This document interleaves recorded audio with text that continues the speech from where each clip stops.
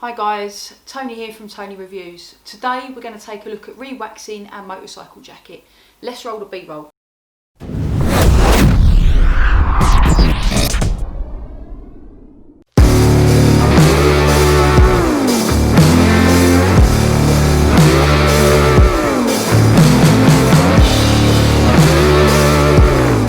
Before we get started, don't forget to check out Let Us Live for all your motorcycling inspired apparel.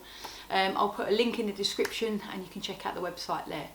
So, re-waxing our motorcycle jacket. Now if you own anything like, I've got the Merlin, but if you've got like a Barber or a Belstaff or any of those sort of waxed cotton canvas materials, you're going to need to reapply the wax to keep that garment waterproof. So for the job, you're going to need a sponge and a bowl of cold water to first wash the jacket down or give it a wipe down. Maybe a brush if you've got any stubborn like bugs stuck on the jacket or any dust that you want to sort of flick off with the brush. To actually wax the jacket, you're going to need a microfiber cloth or a cloth. I use the microfiber and obviously a tin of wax. Depending on what wax you get, I mean this one is required to be melted, so if it is one of those repurposing waxes that needs to be melted first, you're going to need to put that in a pan of boiling water. Okay, so this is my Merlin jacket and I've owned it for about a year and just over a year and a bit now. I've done approximately 15,000 miles in it, and it's got some nice original sort of, you know, wear on it, so where you can see the creases in the sort of inner arm, in the inner elbow bit.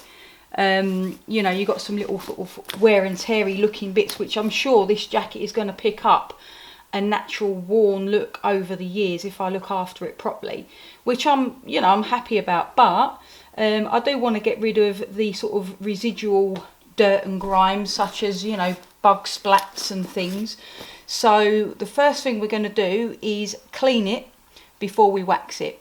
And what you want to do is you want to use some clean cold water. You don't want to use anything hot on this, so you want to use clean cold water. And if there's any sort of hard bits, like there's some sort of bug bits up here, I'll use a brush to sort of brush them off. Okay, before we get started, I'm going to actually remove my liner. The liner in this jacket, in this Merlin, does come out. You just unzip it. And I do clean this quite regularly, actually, separately. I've never cleaned the outside of the jacket, but I do quite regularly take this inner out and clean the inner. I just stick that in the wash. So I'm going to do that so that I don't get any wax or anything on this inner, because I don't want that getting anything on it. So remove that first.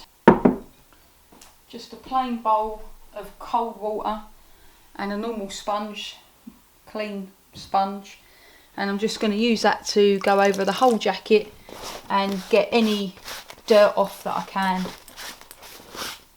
anywhere. And you can actually see when the water goes on the jacket in the areas where it's less protected, where the wax is sort of coming off, because it sort of seems to penetrate into the cotton a little bit more. So you can actually see where it needs a little bit extra attention as well. So that's what you can see. We've got some actual proper dirt coming off of this. I didn't know if we were going to get any, but it does seem to be actually cleaning it as well, so that's good. I was worried the cold water wasn't actually going to do the job, but it seems to be working. So you want to make sure as well that you're getting in all the little nooks and crannies around the pockets. That applies to now when you're cleaning, and also after when you are applying the wax as well. Don't leave anything undone. What I might actually do before I start putting the wax on is I might put a towel inside this jacket, so that when I am waxing, none of it spills on the inside on this inner liner, because that's quite delicate and this doesn't come out, this one. This is sewn into the jacket itself and I don't want to get wax on that. So I'm actually going to put a towel or something inside there, so that when I'm doing obviously the inner flaps or any of this outer bit as well, I don't drip any on this inside. So that's one thing I'm going to do. Right, this is the jacket. I've given it a wipe down all over. It's completely been wiped on every single part. That's the state of the sponge and the water. So we have got some dirt off of it, which is good news. What I've noticed when I'm actually wiping this down is the canvas extends, so the liner comes to this zip line here, but you've got some canvas on the inside here.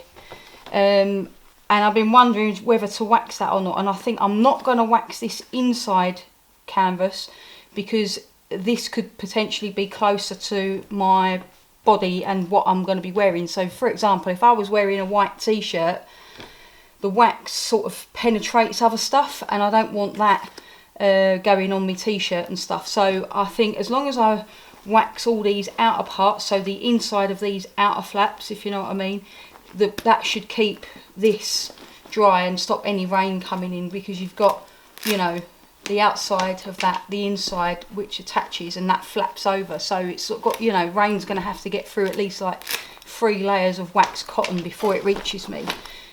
So I'm not, all these inner edges I'm not going to wax, only the outers. This is the tin of wax that I've bought. It's called Oxford Blue, made in England, for wax. It's got wax cotton dressing. I bought this online for about 13 quid, and it's a 200ml tin.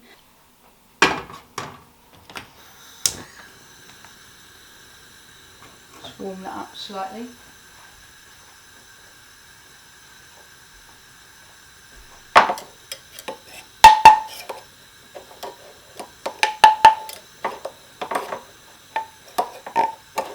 So it does say on the tin that this is flammable, so you want to make sure, you know, you ain't got it by any naked open flames.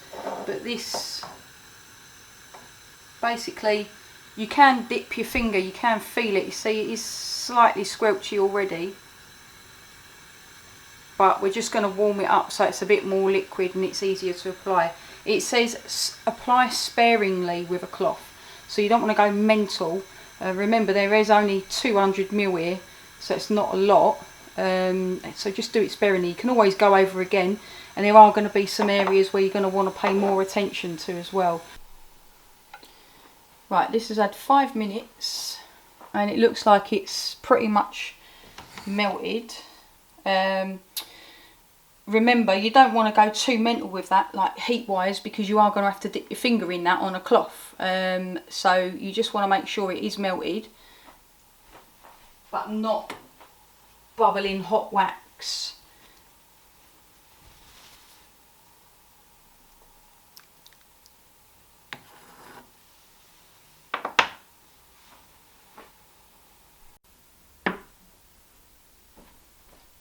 The other thing I forgot to mention as well is the surface. I'm doing mine on this wooden table, which is basically a big cable drum that I turned into a table. And obviously, you know, it's wood, I wax it, blah blah blah. And I pretty much use this table for everything. This is my go-to stand on if I need to reach somewhere and whatever. So I would say use a surface that you can easily wipe down or, you know, clean down, because you don't want wax penetrating. So you wouldn't do this, for example, on your carpet or something like that. Just make sure it's on a surface that you can clean, that is, if you have any spillages, you know, you can wipe it away with ease. So this is completely liquid, this now. Yeah, I can feel the warmth in that. So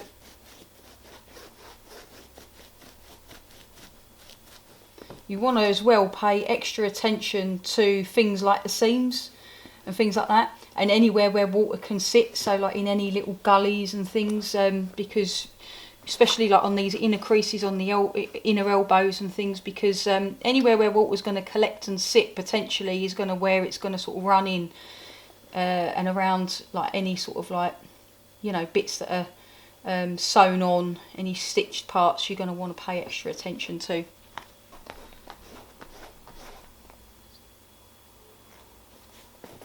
And when it actually touches the jacket, because the jacket has got some cold water on it, it's sort of solidifying as soon as it goes on, a bit like a candle, like you know when you drip a candle on something and it's hot but it touches something cold and it sort of solidifies. It's sort of doing that a little bit.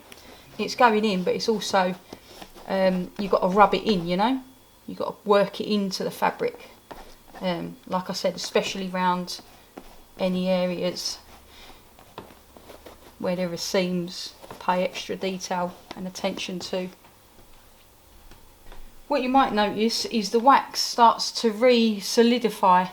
So mine's going a little bit hard now, if you can see that.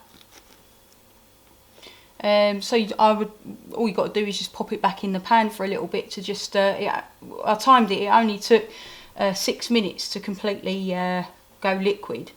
So yeah, it's a bit like a candle really. You're going to want to keep it liquid so that you can get it right into the fabric.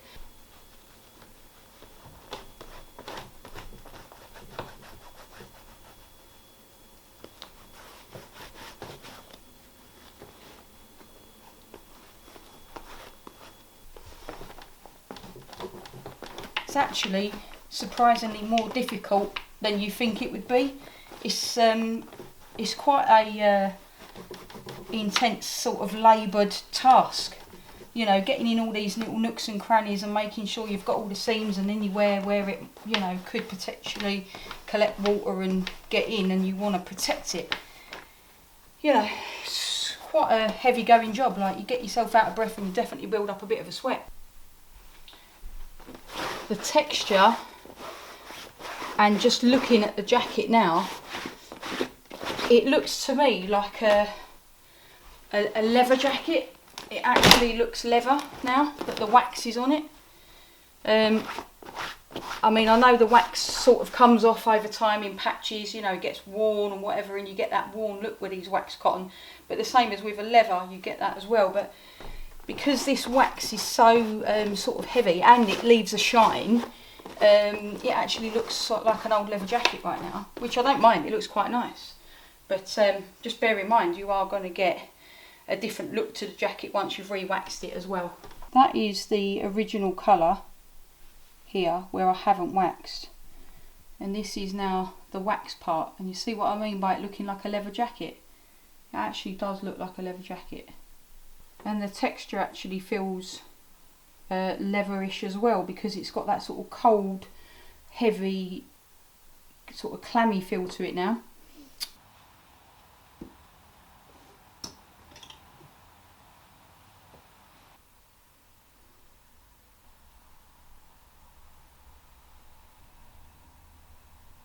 Okay, so just a few little pointers. I've already mentioned what gear and equipment you're going to need.